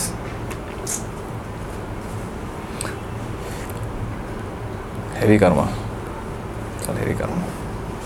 Okay, let's go ahead. Offering respect to the banyan tree. In the Skand Puran, it is directed that a devotee should offer water to the tulsi plant and amalaka trees. He should offer respect to the cows, and to the brahmanas should serve the Vaishnavas by offering them respectful obeisances and meditating upon them. All of this process will help the devotee to diminish the reactions to his past sinful activities. Then talk about banyan tree, Prabhu. Here also. One second, let me see if there is something here. Banyan tree. तेरे English बराबर है. Banyan tree लिखा इसमें था ही नहीं कुछ banyan tree का. Okay. Giving of the company of non-devotees. इसमें बैनियन ट्री का क्या था? मेरे को भी नहीं पता. अभी है ही नहीं, इसमें क्या करूँ? इसमें नहीं है, सही सही. By one of his household devotees, what the general behavior of a Vaishnava should be. In this connection, Lord Chaitanya replied that a Vaishnava should always give up the company of non-devotees. Then he explained that there are two kinds of non-devotees. One class is against the supremacy of Krishna and another class is too materialistic. In other words, those who are after material enjoyment and those who are against the supremacy of the Lord are called a Vaishnava and their company should be strictly avoided. In the Katyayana Samhita, it is stated that even if one is forced to live within a cage of iron or in the midst of a blazing fire, he should accept this position rather than live with non-devotees who are through and through against the supremacy of the Lord. Similarly, in the Vishnu Rahasya, there is a statement to the effect that one should prefer to embrace a snake, a tiger or an alligator rather than associate with persons who are worshippers of various demigods and who are impelled by material desire. In the scriptures, it is instructed that one may worship a certain demigod if he is desirous of achieving some material gain. For example, one is advised to worship the sun god if he is desirous of getting rid of a diseased condition. For a beautiful wife, one may worship Uma, the wife of Lord Shiva, and for advanced education, one may worship Saraswati. Similarly, there is a list in the Srimad Bhagavatam for worshippers of all demigods according to different material desires. But all of these worshippers, although they appear to be very good devotees of the demigod, are still considered to be non-devotees. They cannot be accepted as devotees. The Mayavadis, impersonals, say that one may worship any form of the Lord and that it doesn't matter because one reaches the same destination anyway. But it is clearly stated in the Bhagavad Gita that those who are the worshippers of the demigods will ultimately reach only the planets of the demigods, while those who are the devotees of the Lord himself will be promoted to the Lord's abode, the kingdom of God. So actually these persons who are worshippers of demigods have been condemned in the Gita. It is described that due to the lusty desires that they have lost their intelligence and are therefore taken to worshipping the different demigods. So in the Vishnu Rahasya, these demigod worshippers are forcefully condemned by the statement that it is better to live with the most dangerous animals than to associate with these persons. Heavy statement. Chaitanya Charitamrita talks about, it defines Vaishnava as someone who rejects the association of non-devotees. Asat Sanga Tyag Ei Vaishnavachar. This is how Lord Chaitanya defined the behavior of a Vaishnava. Nowadays, we may not even physically associate with all these people as a devotee. We may not meet materialists, we may not meet Mayavadis also, we may not discuss philosophical points with these people. And but one demon is there in our house, at least in most people's house. There is a television and the internet. That is enough to attract all non-devotee association. One gadget. The whole entire world's non-devotee association is there in that concentrated form. In one instrument, one device. And that is enough to destroy our spiritual life. We cannot understate the dangerous effect of internet and television.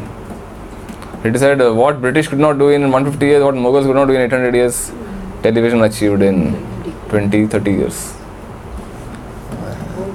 And WhatsApp made it more faster. WhatsApp and Facebook, yeah. But sir, it is informative also. It's what you watch. That is true. Information from this, we don't get. One devotee told me That when Prabhupada started the movement, nothing was there. Then also he built so many temples, preaching, and what advanced movement it took. Sannyasis were, and there was nothing. Nothing means nothing. Nothing. So what this whole thing can do? When Prabhupada was there, this telex machine came up. Okay. And then also he has given an analogy for that.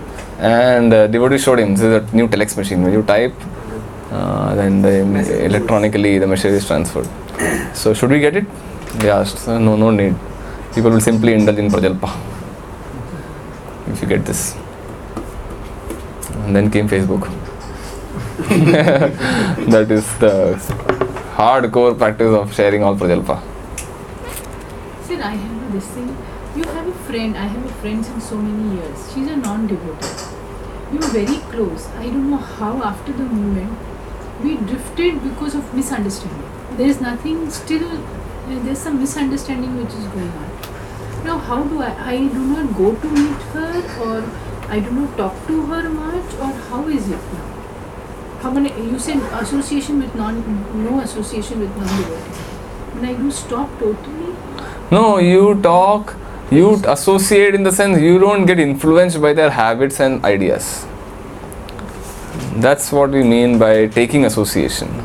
Taking association means you share that. You are allowing yourself to get influenced by their habits and thoughts. As long as you don't do that, you are not associating. So meeting her, talking to her, I mean, is okay. It's as okay. far as I know what I am. Yeah, as long as you don't break this principle. To that effect, even associating with devotees, if it is just social interaction for entertainment, without understanding, hearing from them and sharing our heart, it is not association. You may come to temple, spend hours, but if you are not hearing from devotees and dadati pratigranati is not happening, then it is not association. Dadati pratigranati is the time when you start associating. So with non-devotees, if you don't follow those 6 principles, you know that, right? 6 principles? If you don't do that, then it is not association. Especially bhungte bhojayate. That should be very careful. What? Eating and... Favoring prasad. What is that? Bhungte bhojayate chaiva sadvidam. You share food, accept invitations or invite others. Honor prasad and accept prasad. Should be offered to Krishna and they'll. That is okay. Then it is good. Then you are giving association to them. Yeah, but I go to their place and have their food, that is not. That is, we are taking their association, non-devotee association. That we should be careful. That's why we don't recommend eating outside, in hotels. Because you don't know how the cook is cooking, what is consciousness when he is cooking. Lusty, angry, greedy, all those thoughts are saturating the food when you eat outside food. Especially grains. Grains, you should be careful. Especially? Grains. Cooked items. Uh-huh. If it is fruits and all, it may be acceptable. But otherwise, should be careful. So, we are supposed to give association to others. We are supposed to influence others by our thoughts and habits. Either by speaking directly or simply by our actions. But that impact should be felt upon others. Otherwise, there is no harm. You go anywhere, you go into office wearing a tilak, and if people are eager, they are inspired to ask questions, then you are giving association. Otherwise, if we are not contributing to that, then we are getting influenced. So then we should keep it at a minimum. Bare minimum, jitna ho sake. Okay, can we finish? Not accepting unfit disciples, constructing many temples or reading many books. Another scripture it is, right? Another Structure is that a person may have many disciples, but he should not act in such a way that he will be obliged to make any of them for some particular action or some favor. And one should also not be very enthusiastic about constructing new temples, nor should one be enthusiastic about reading various types of books, save and except the ones which lead to the advancement of devotional service. Practically, if one very carefully reads Bhagavad Gita, Srimad Bhagavatam, teachings of Lord Chaitanya, and this nectar of devotion, that will give him sufficient knowledge to understand the science of Krishna consciousness. One need not take the trouble of reading other books. In the 7th canto of Srimad Bhagavatam, 13th chapter, verse 8, Narada Muni, while discussing with Maharaja Yudhishthira the various functions of the different orders in society, especially mentions rules for sannyasis, those persons who have renounced this material world. One who has accepted the sannyasa order of life is forbidden to accept as a disciple anyone who is not fit. One who has accepted the sannyasa order of life is forbidden to accept as a disciple anyone who is not fit. A sannyasi should first of all examine whether a prospective student is sincerely seeking Krishna consciousness. If he is not, he should not be accepted. However, Lord Chaitanya's causeless mercy is such that he advised all bona fide spiritual masters to speak about Krishna consciousness everywhere. Therefore, in the line of Lord Chaitanya, even the sannyasis can speak about Krishna consciousness everywhere, and if someone is seriously inclined to become a disciple, the sannyasis always accept him. The one point is that without increasing the number of disciples, there is no propagation of the cult of Krishna consciousness.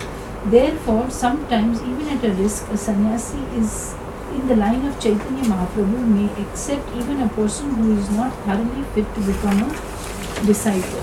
Later on, by the mercy of such a bona fide spiritual master, the disciple is gradually elevated.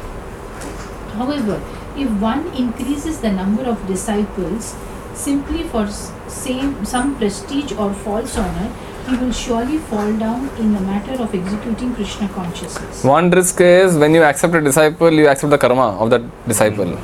The entire karma of the disciple is nullified and it falls upon the head of the guru. So therefore, the more number of disciples you take, the more karma you have to handle.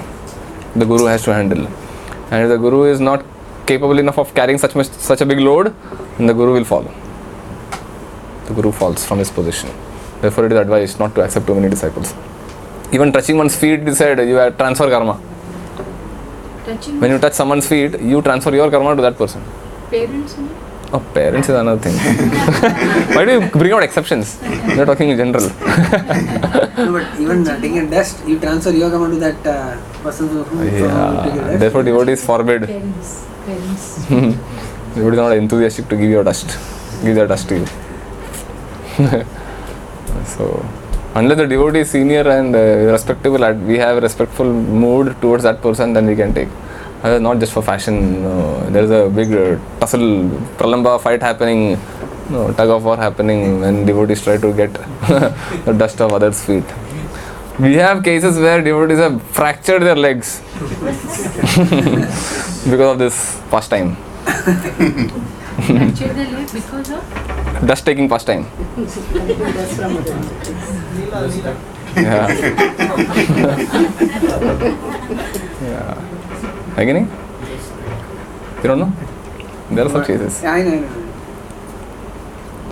And it happens in a fun thing, but then When you are new and you want to pull the leg and just pull the leg and then put it on your head, keep on your chest. And then after that, when there is a disagreement, you blaspheme, criticize and put all galis. Yes. Similarly, a bona fide spiritual master has no business reading many books simply to show his proficiency or to get popularity by lecturing in different places. One should avoid all these things. It is also stated that a sannyasi should not be enthusiastic about constructing temples. We can see in the lives of various acharyas in the line of Sri Chaitanya Mahaprabhu that they are not very enthusiastic about constructing temples. However, if somebody comes forward to offer some service, the same reluctant acharyas will encourage the building of costly temples by such servitors. For example, Rupa Goswami was offered a favor by Maharaja Man Singh, the commander-in-chief of Emperor Akbar, and Rupa Goswami instructed him to construct a large temple for Govindaji, which cost vast amounts of money. So a bona fide spiritual master should not personally take any responsibility for constructing temples, but if someone has money and wants to spend it in the service of Krishna, an acharya like Rupa Goswami may utilize the devotee's money to construct a nice, costly temple for the service of the Lord. Unfortunately, it happens that someone who is not fit to become a spiritual master may approach wealthy persons to contribute for temple constructions. If such money is utilized by unqualified spiritual masters for living comfortably in costly temples without actually doing any preaching work, this is not acceptable. In other words, a spiritual master needn't be very enthusiastic for constructing temple buildings simply in the name of so-called spiritual advancement. Rather, his first and foremost activity should be to preach.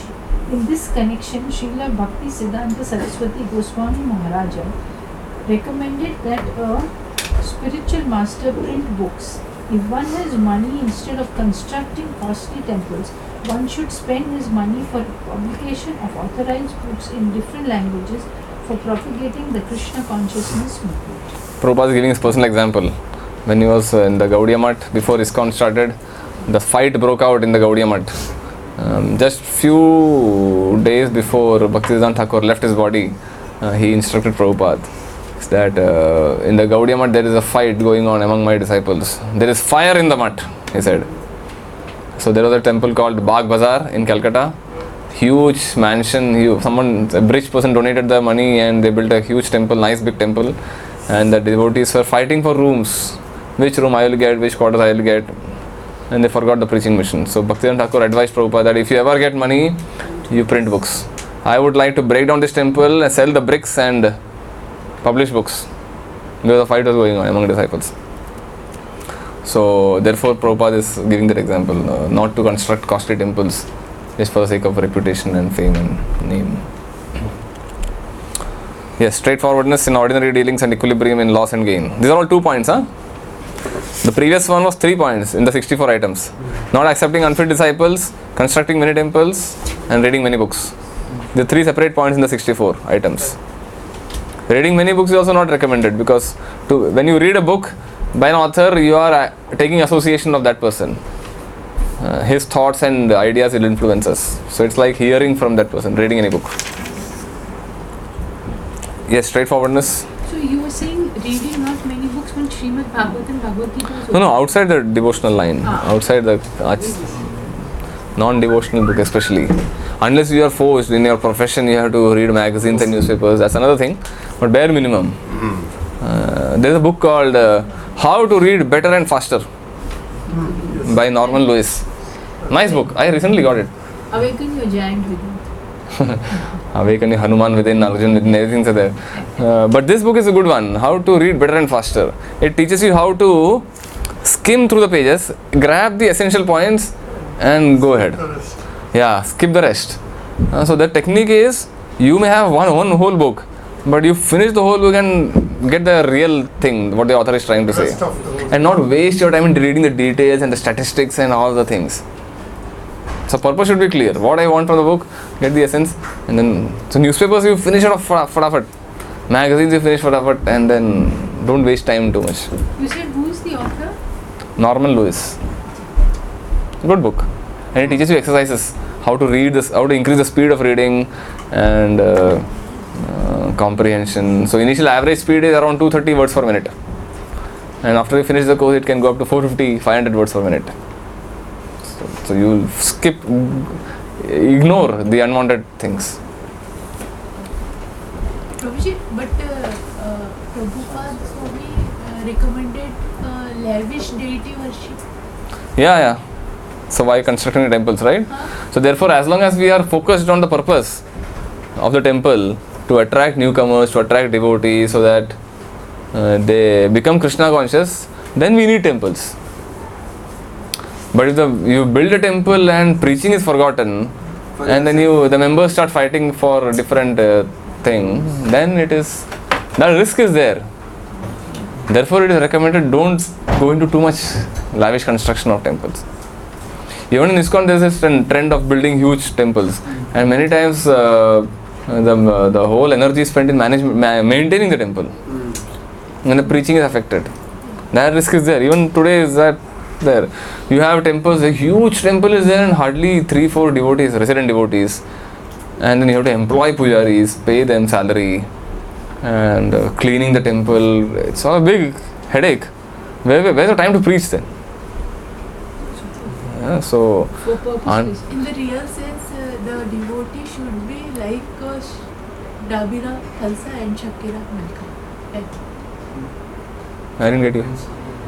Goswami and Sanatana. Yeah. Rupa Goswami. Yeah. So? Which pure devotee should be like a Rupa Goswami. Ne? Yeah, true. Like all the acharyas. Why only Rupa Goswami? So Rupa Goswami didn't put extra effort to get the temple and the money, but when someone offered him, he built the temple. Yes. Of course, that's a debatable topic, whether to go and approach people, get funds and build a temple. If you have enough manpower and the focus is not lost from the main preaching mission, preaching business, temple is ultimately meant to be a center for preaching, for education, for spreading the knowledge. If that is forgotten and the whole effort is gone in maintaining the temple, then the purpose is defeated. That's the point. If it is going to be defeated, then don't build the temple. Build a simple room, simple hall, or rent out a temple, do the preaching. At least in our temple, that's the formula. Whenever you go to a new city or a new town and start preaching there, you don't immediately start collecting funds for building a temple. You start preaching. You rent out a local temple, some Shiv Mandir, some Vishnu Mandir, and then you start program there. Devotees start coming up, they become devotees, they get initiated, and then they can come up together. And then, if you have enough money and manpower, then you raise funds and build a temple. Our Nigadi temple, Pune temple, it's all like that. Started like that. So that's depends on the acharya, the leader of the movement, leader of the congregation. Okay, let's 3 more points. Straightforwardness. Straightforwardness in ordinary dealings in equilibrium, in cost and gain. There is a statement in the Purana: persons who are engaged in Krishna consciousness should never be disturbed by some material gain or loss. Even if there is some material loss, one should not be perturbed, but should always think of Krishna within himself. The purport is that every conditioned soul is always absorbed in thinking of materialistic activities. He has to free himself from such thoughts and transfer himself completely to Krishna consciousness. As we have already explained, the basic principle of Krishna consciousness is to always think of Krishna. One should not be disturbed by immaterial loss, but rather should concentrate his mind upon the lotus feet of the Lord. A devotee should not be subjected to lamentation or illusion.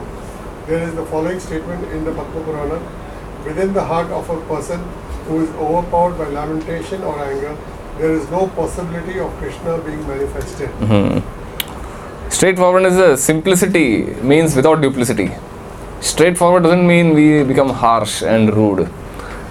Generally, we see this tendency. I am straight spoken.